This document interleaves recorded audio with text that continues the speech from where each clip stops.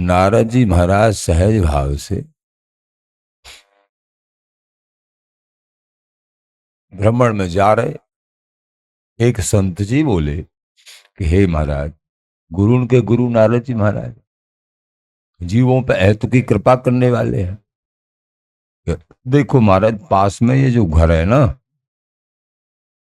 एक सामान्य संत है, बोले पास में घर है ना, ये पति पत्नी आपस में इनका बड़ा स्नेह है, बड़ा प्रेम है, संसारी प्रेम बहुत, एक दूसरे के बिन जीना भी नहीं चाहते हैं।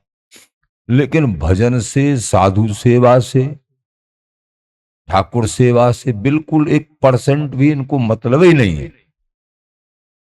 इन पे आप कृपा कर सकते हैं।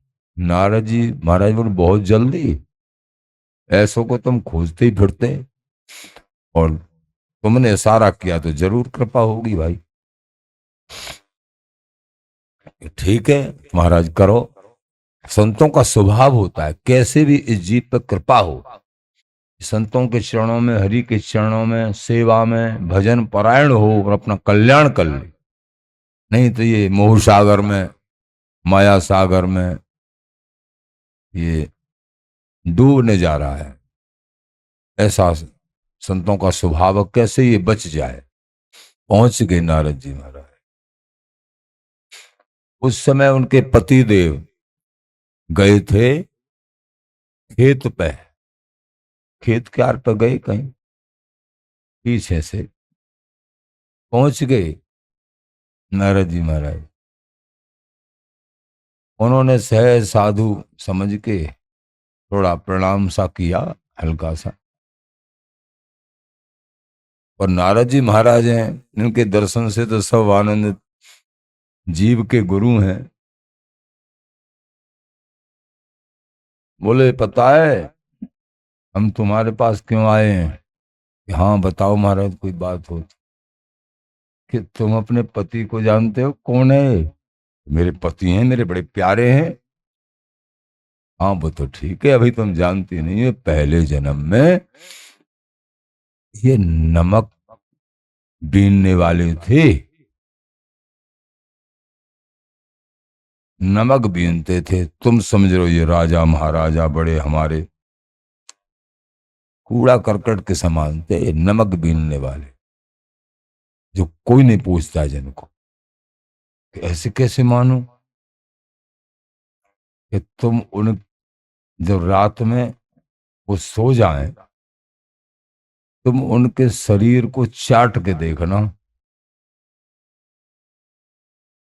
और नारद जी महाराज जिसको समझाएं और उसकी समझ में ना आए, ऐसा तो हो ही नहीं सकता है, उनके शरीर को चाट के देखना। तुम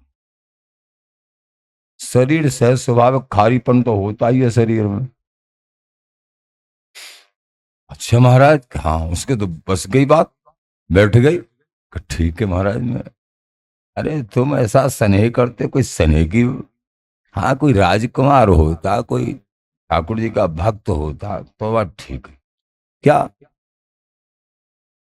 कूड़ा करकट नमक बीनने वाला था ये।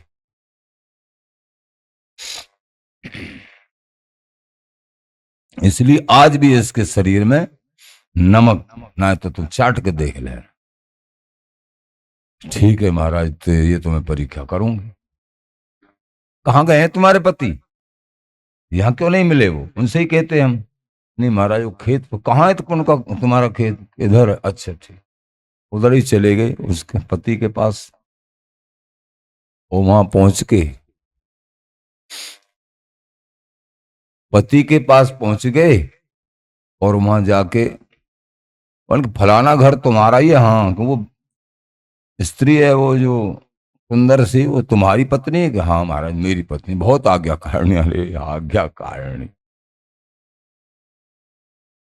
वो जो है सर्पणी है वो। सर्पणी कहाँ?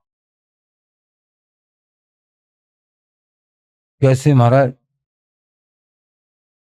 कि वो सर्पणी है, नागनी है वो, नागिन है वो। तुम अपनी पत्नी मान रहे हो, मैं कैसे मानूं? कि तुम ऐसा करना, रात्रि में तुम सोने का नाटक करना। और वो देखना, वो जीभ निकाल के तुम्हारे शरीर को चाटेगी और तुमको खाने को दौड़ेगी वो। अच्छा, अरे महाराज जी तो आपने बड़ी, तो देख लेना, हमारी बात को परीक्षण कर लेना तुम।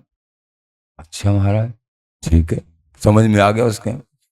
अब उस पर खेत के आर पर कुछ काम करने वाला था, कुछ नहीं लगा, और कि हम में तो सरपणी के नागिन के संग रह रहा हूं, ये तो जन कब खा जाए मुझे, ऐसा उसको डर हो गया। इधर उसको भी, अरे ये तो नमक बीनने वाला है, मैं तो इसको राजकुमार समझ रही थी, इसी जन्म में देखता होगा, ऐसा उसके, मैं तो क्या समझ रही थी। नारद जी ने बैठा दिया दोनों के दिमाग में ऐसे। नारद जी महाराज ऐसे थे, चाहे कोई राक्षस हो चाहे कोई देवता हो, नारद जी की पूजा तो सभी करते, कोई विरोध नहीं, सब बात मानते, और कोई नहीं मानता उससे जबरदस्ती मना लेते, ऐसे नारद जी महाराज। और एकमात्र लक्ष्य संसार का कल्याण, कैसे भी ये भक्ति में लगे, इसका कल्याण हो जाए, चाहे प्यार से चाहे मार से, ये लक्ष्य नारद जी महाराज, कैसे भी इसके हृदय में ठाकुर जी के चरणों में प्रेम हो जाए, बस ये लक्ष्य नारद जी महाराज। अब नारद जी महाराज इधर उधर रमते राम। अब पतिदेव पहुंचे घर पे। अब पत्नी ने किया कि नारद जी महाराज आए, उन्होंने कहा तेरा पति तो नमक बीनने वाला है, और वो चाट के देख लेना रात में, जब वो सो जाए तो उसमें नमक का स्वाद आएगा तुझे उसके शरीर में से। इधर पति को भी समझा दिया कि तेरी घरवाली तो नागिन है, जाके चुपचाप, और तू कौन के पल्ले पड़ गया, वो नागिन है, रात को सोने का नाटक नाटक करना, और वो जीभ निकाल के अगर न तेरे शरीर को चाटने लगे। अब उसकी भी समझ में आ गई, उसकी भी समझ में आ गई। अब दोनों के दोनों रात में उनका तो प्रेम ही टूट गया, दुश्मन की तरह दोनों को अलग। हवन की देखूं, नारद जी महाराज ने कहा था कि सोने का नाटक करना तुम, पुरुष ने, नींद तो आ नहीं रही, घबरा रहा है कि ये नागिन है, पता नहीं कब खा जाए। रात में जब थोड़ी अर्धरात्रि होने लगी तो सोया तो नहीं, आंख बंद कर ली नहीं। जब आंख बंद करे आधा घंटा 15 मिनट, नींद कैसा है, डर लग रहा है उसको, पता नहीं नागिन खा जाए, तो डर चढ़ गया। नारद जी महाराज को झूठ थोड़े बोलते हैं। अब तो नारद जी ने पढ़ा दिया था, तो तू रात में जब वो सो जाए, तू चाट के देखना, वो नमक बीनने वाला है, तू कौन से प्रेम कर रही है। अब वो तो जब सो गया, हाँ ये अब सो गए, तो वो तो जीभ निकाल के चाटने लगी। अद्भुत, भयभीत हो गया। हाँ, अरे नारद जी महाराज ने जो समझाया था, नागिन है, बिल्कुल नागिन। अब तो दोनों में प्रेम का नाम नहीं रहा, और दोनों के दोनों दूर। नारद जी महाराज सुबह फिर आ गए। अब तो कई दिन के बाद आए, बिल्कुल प्रेम का नाम नहीं, बिल्कुल अलग अलग रहे। अब तो पास में सोने का मतलब ही नहीं, रहने का दूर दूर। क्या करें, ये तो बड़ा, ये नागिन से भी तो कब खा जाए पता नहीं। कौन की नमक बीनने वाला मुझे पल्ले पड़ गया, मैं इसके, बताओ, इस खा रही है इसका शरीर, तो मैंने चाट के देख लिया, तो खा रही है, ये तो नमक। प्रेम, क्यों, किसी ने कहा था महाराज बहुत भारी प्रेम है आपस में, लेकिन प्रभु की इतनी भी भक्ति नहीं करते हैं, आप कैसे भी कृपा करो इन जीवों पर। तो ठीक है, हम कृपा। नारद जी ने, नारद जी महाराज फिर आ गए घूमते हुए। नारायण नारायण, आओ महाराज, दोनों ने स्वागत किया नारद जी का। पहले संतों का स्वागत नहीं करते थे, अब संतों का स्वागत दोनों ने किया नारद जी महाराज का। आओ नारद जी, वो अपने हितैषी मान है, वो अपने हितैषी मान है। बोले तुम्हारे अंदर कोई प्रेम है आपस में? नहीं महाराज, हम तो अपने आनंद में जीते हैं। अच्छा, सुनो, न तो ये नागिन और न ये नमक बीनने वाला, पर हमारा नाम नारद जी है। मैं नारद बाबा हूं। ये हमने तुमको ये इसलिए पढ़ाया है कि इस जीवन में तुम में आपस में जितना प्रेम है प्रभु से प्रेम करो, संतों से प्रेम करो, गुरुओं से प्रेम करो। तुम संसार में नरक में जाना पड़ेगा तुमको। कोई नहीं है तुम्हारा प्रेम रहा तो नहीं, सब स्वार्थी तो रहे कि अगर ये खा जाएगी क्या होगा, तो तेरे को नींद नहीं आई, अरे ये तो नमक बीनने वाला है तो तेरे को स्वीकार ही नहीं हुआ। स्वार्थ तो रहा, निस्वार्थ तो प्रभु हैं अपने। स्वार्थ की पूर्ति नहीं होती है इंसान की तो वो छोड़ देता है 1 मिनट में। कोई यहां अपना नहीं है, अपने प्रभु हैं। हाँ महाराज, तो आपस में ऐसे ही स्नेह करो, लेकिन भक्ति करिए। नारद जी ने दोनों को मंत्र दिया, दीक्षा दी, ठाकुर जी का परम भक्त बना दिया। जो नहीं होते संतों की कृपा से, सत्संग की कृपा से। ऐसा कौन है?